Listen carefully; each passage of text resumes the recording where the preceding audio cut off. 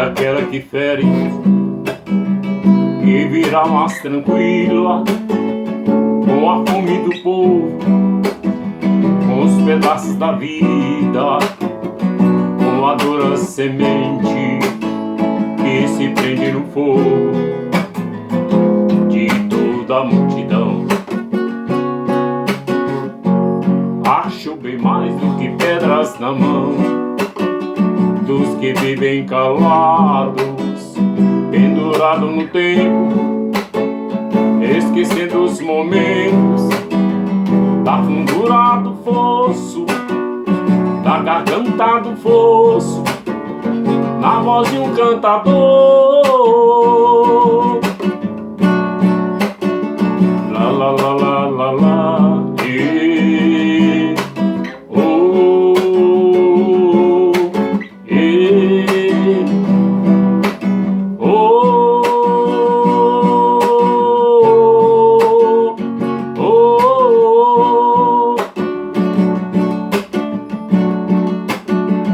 e vira com guerra a terceira mensagem, a cabeça do homem, aflição e coragem, afastado da terra, ele pensa na fera e começa a devorar.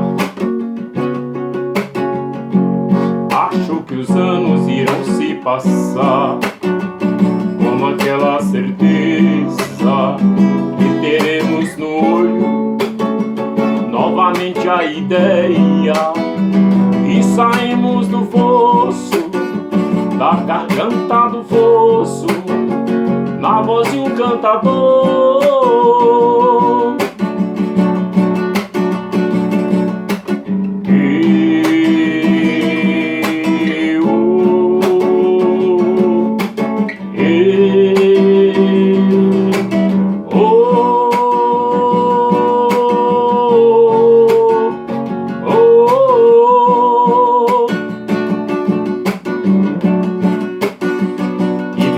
Guerra, a terceira mensagem, a cabeça do homem, aflição e coragem, afastado da terra, ele pensa na fera e começa a devorar.